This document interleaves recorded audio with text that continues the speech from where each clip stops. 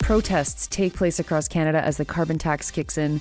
Quebec civil rights activist Dan Philippe dies at 87. New StatsCan data shows that Canada has exported armored vehicles and weapons to Israel since October 7th. Israel's parliament passes a law banning Al Jazeera from broadcasting.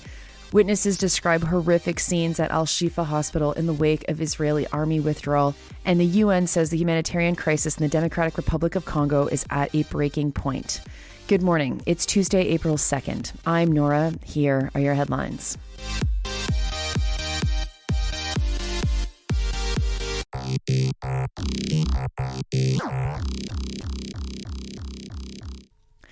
Protests took place across the country yesterday against the carbon tax, which came into effect. In several locations, crowds and vehicles drew up to block highways, while some protesters showed up at Parliament Hill. Several protesters expressed their opposition to the tax, saying that it added another financial burden on top of the rising cost of living facing Canadians. In Newfoundland and Labrador, Premier Andrew Furey called for an emergency meeting of leaders in Canada, saying the tax would not work in his province. Various premiers made their case against the tax last week, arguing that it added to inflation, which it doesn't, but anyway. Meanwhile, 200 economists signed an open letter defending the tax, saying it was the most cost-efficient way to address Canada's emission targets. Now, recall that Quebec has had a carbon tax in place since 2007. It was first imposed as a tax levied against energy producers. And then in 2013, the Quebec government set a carbon tax at a rate that followed the international cap and trade markets. And honestly, it's such a non-issue for us here that it feels surprising that anyone is protesting about it.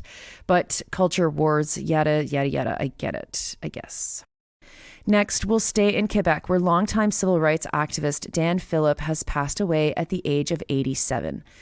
Philippe's death was announced by the Black Coalition of Quebec, where he was the former president. He dedicated his life to addressing systemic racism and discrimination in the province and fighting against police brutality. The Black Coalition of Quebec described him as, quote, a man of conviction and tirelessness, always ready to give his time and to express frankly what he thought of bad deeds or social abuses, contrary to the public interest. He has been and remains a source of inspiration and will remain in the collective memory for his consistency and remarkable patience, unquote, the organization said in a statement. Next to more news about what we know about the weapons that Canada is sending to Israel. Alex Kosh at the Maple is reporting that StatsCan data has come out that shows that from October to January, Canadian suppliers have sent goods to Israel that are grouped under three categories: tanks and other armored fighting vehicles and parts and accessories of military weapons, and telescopic sights for fitting to arms, periscopes, telescopes, etc. Now, nearly $700,000 worth of goods under the armored fighting vehicle category was sent from Ontario, and just under $30,000 was sent for quote-unquote military weapons sent from Quebec. Kosh notes that it isn't clear that all of the items in the categories were used in military applications. He highlights that these numbers, quote, raise further questions about the Trudeau government's repeated claims that it has only allowed non-lethal military exports to flow to Israel since the state began its brutal war on Gaza last October, unquote. The StatsCan data doesn't indicate that the recipients of these goods are always used by militaries or, quote, conventional security forces, unquote, unlike the data that is released by Global Affairs Canada. So in this case, it is impossible to know exactly what the materials are being used for or by whom. But Kelsey Gallagher from the group Project Plowshares says this, quote, there's certainly concern when we see values like that and armored vehicles being transferred to Israel. Certainly, if they're being transferred to Israeli security forces, these transfers occurred after the onset of Israel's operation. So the obvious concern here is that these could be Canadian-made pieces of equipment that could be utilized in Israel's occupation, unquote.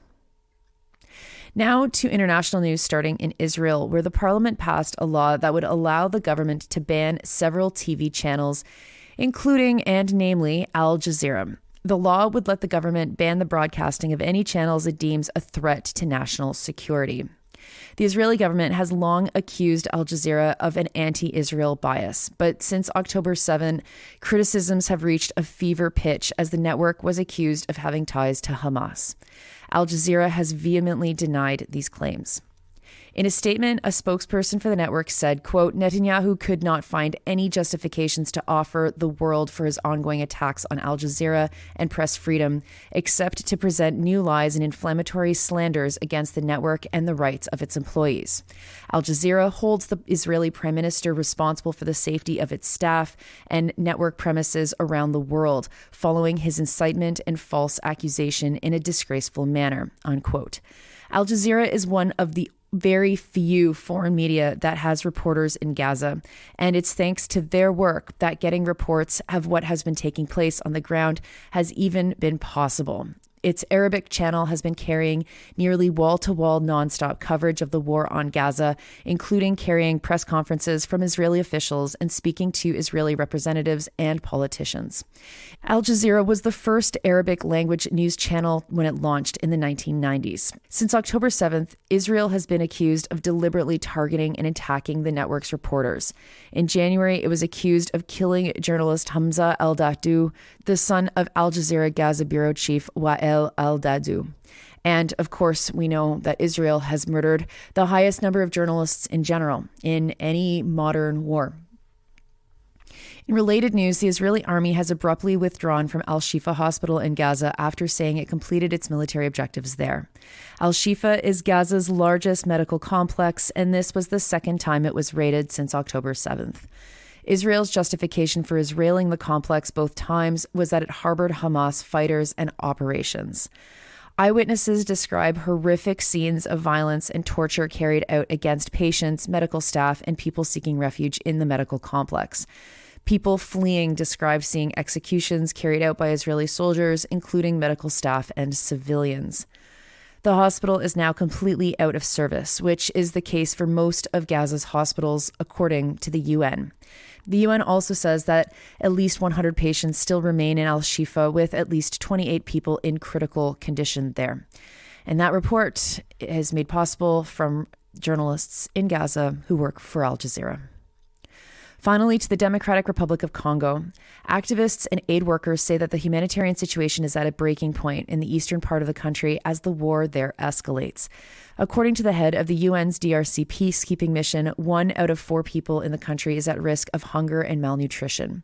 Recall that fighting between the army and armed groups, specifically M23, has been intensifying since February. Armed groups have been vying for control over eastern parts of the country, which are rich in minerals like cobalt and coltan, which are used in batteries and electronics. The fighting now has almost reached the eastern city of Goma, where hundreds of thousands of people have sought refuge from the fighting.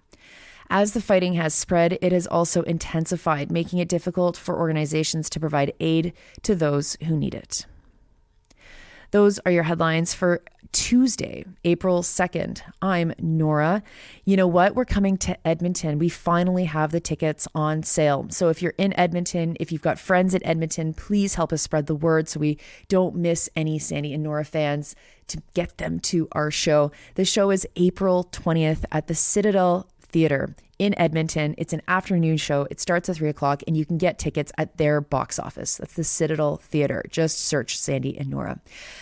I hope to see a lot of you there, and I'm going to keep plugging that to make sure that people know that we'll be there.